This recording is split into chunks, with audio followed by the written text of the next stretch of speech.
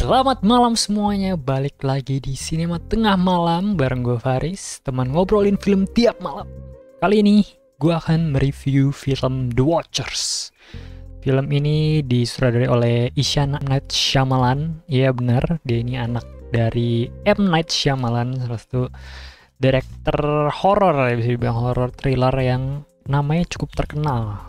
Karena satu, namanya cukup rumit, dan dua, filmnya lumayan banyak yang terkenal lah, meskipun banyak juga yang sebenarnya dapat review kurang baik gitu loh. Ini debut dari M. Night Shyamalan menurut gue. Untuk debut film pertama, film panjang horor thriller, bisa dibilang misteri, lumayan lah guys, lumayan oke gitu ya. Meskipun gue melihat sedikit kemiripan gitu sama bapaknya ya, sama bapaknya dari segi ini mungkin eksekusi plot atau eksekusi misterinya yang disajikan gitu. Karena menurut gue mungkin sedikit ke intinya nih langsung ya. Menurut gue film The Watchers ini ya sangat bagus menciptakan sebuah rasa penasaran gitu lah, memberikan kemisteriusan apa sebenarnya yang terjadi di hutan ini gitu. Jadi intinya ceritanya tentang Mina yang diperankan oleh Dakota Fanning. Dia itu lagi disuruh inilah kerjaannya untuk ngasih burung gitu, burung parkit kalau nggak salah atau apa gitu, burung gitu, tapi melewati hutan di Irlandia karena dia kerja di Irlandia. Karena ternyata di hutan itu dia tersesat guys, karena mobilnya mogok. Dia masuk ke hutan itu untuk mencari bantuan dan akhirnya menemukan 3 orang yang juga tersesat di hutan itu. Tapi orang-orang di situ tinggal di salah satu yang mereka sebut kandang gitu. Jadi kandang itu kayak ruangan atau bangunan kotak doang, kotak. Di dalamnya itu ada kaca gede, tapi tiap malam kacanya itu berubah jadi cermin, jadi kita bisa melihat refleksi diri kita sendiri. Si kandang itu mungkin ya untuk ketiga orang itu, mereka sih karena mereka sudah lama di situ ya kan. Dia bilang ke Mina kalau setiap habis matahari terbenam, kita harus masuk kandang itu, kalau enggak kita bisa mati dibunuh oleh The Watchers.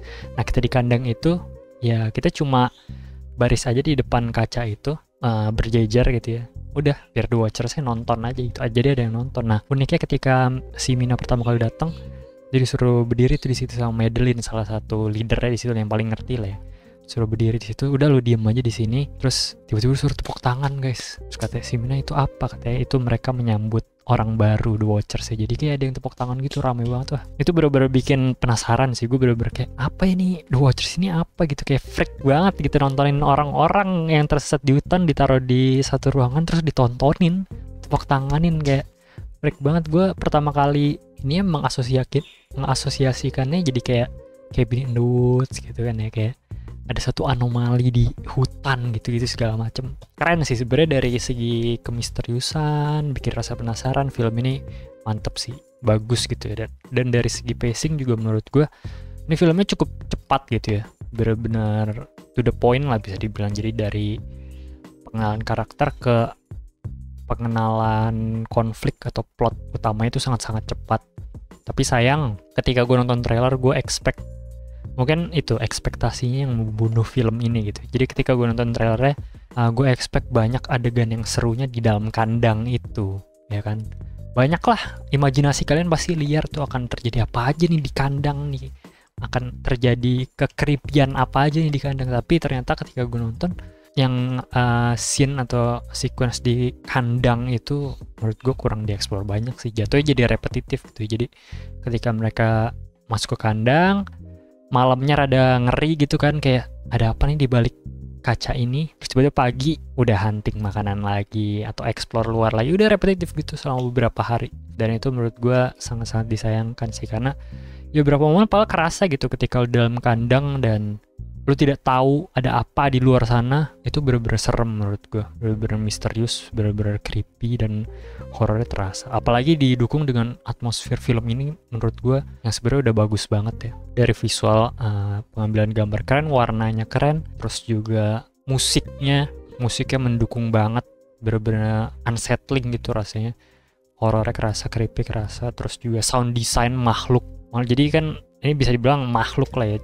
Terus ada suara teriakan makhluknya, itu keren banget menurut. Bener-bener bikin merinding suara teriakan. Cuma ya itu sih, balik lagi horor dan jump scare-nya juga menurut gue biasa aja. Jadi elemen-elemen atmosfer yang sudah mendukung kengerian itu nggak bisa dimanfaatkan dengan baik dengan jump scare dan horornya yang menurut gue nggak begitu mengagetkan. Padahal gue sebenarnya orang yang cukup kagetan bisa dibilang kalau nonton film horor yang jump scare gitu. Gue kagetan, jadi suka nutup kuping gitu loh, nutup kuping, mata dikecilin dikit dan kagetan dan setakutan itu gue. Tapi ketika nonton The Watchers ini gue nggak sama sekali melakukan itu, karena kayak gue bisa menebak jump scare-nya yang akan terjadi ini, dan benar jump scare yang terjadi itu gitu.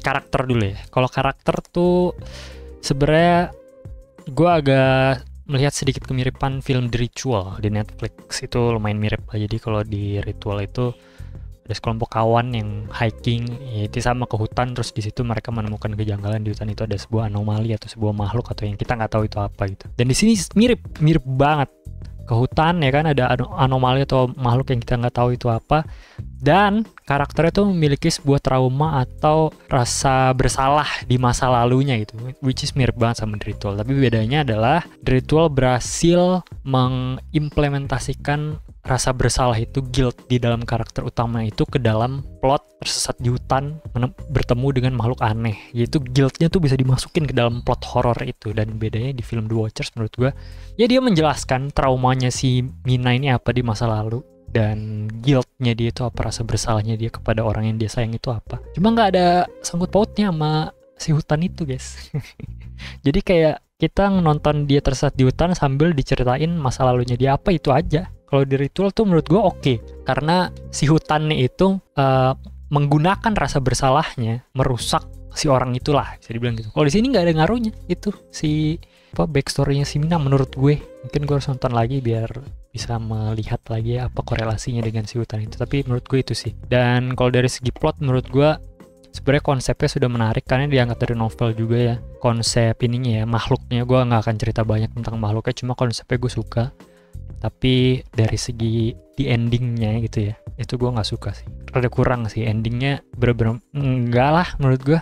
Udah pertama terlalu cepat, yang kedua kayak gitu aja gitu rasanya, hanya dengan dikasih fun fact gitu ya, musuhnya jadi dikasih fun fact sama si Mina, udah kelar bro, langsung nggak jadi. Ya gue nggak mau spoiler lebih banyak, cuma itu menurut gue kurang. Mungkin kalian yang sudah nonton akan mengerti gitu ya, kayak udah gitu aja. Jadi intinya ya, menurut gue kasih film ini 3/5 lah. Masih ada beberapa momen yang oke, cuma kayak The Ritual lebih bagus bro menurut gue di Netflix gitu.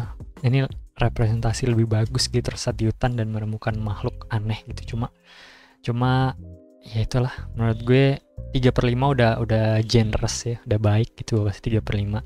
Dan intinya problemnya adalah jago membuat kita penasaran gitu, berandai-andai. Jadi kita menebak-nebak sebenarnya siapa ini The Watchers dan kenapa bisa ada di sini gitu, kenapa bisa ada gedung itu di situ. Tapi jawaban yang dikasih sangat-sangat tidak berbanding lah dengan rasa penasaran yang ditanamkan dari awal film sampai akhir gitu. Cukup mengecewakan sih jawaban yang mereka kasih dan eksekusi yang mereka kasih di endingnya gitu. Jadi mungkin ya imajinasi kita lebih bagus gitu daripada yang mereka berikan di final produknya gitu. Itu sih intinya. Tapi ya sebenarnya kalau kalian suka film-filmnya kayak M. Night Shyamalan, ini mirip banget kayak film-film M. Night Shyamalan lainnya menurut gue. Problemnya juga sama gitu. Bagus dari build up misterinya, tapi di endingnya kadang kentang gitu. Ini begitu lagi. Kalian komen kalau sudah nonton gitu ya di bawah, apa kalian punya pendapat yang sama atau justru kalian suka gitu, dan kalian bisa jabarin di bawah kenapa kalian suka film ini atau tidak suka film ini juga boleh lah ya. Kalau kalian punya teori-teori juga misalkan. Oh, satu lagi mungkin ya gue pengen bahas, banyak foreshadowing dan simbolisme di film ini yang menurut gue kurang gitu ya.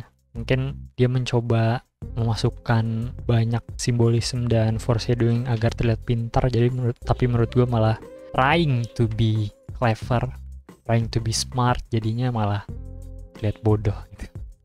Mungkin itu sedikit kejam kata-kata gue barusan, tapi ya komen aja di bawah guys, apa kalian setuju atau tidak setuju dengan review gue barusan. Dan sampai ketemu di episode di review-review sinema tengah berikutnya. Jangan lupa untuk like, comment, dan subscribe. Bye bye.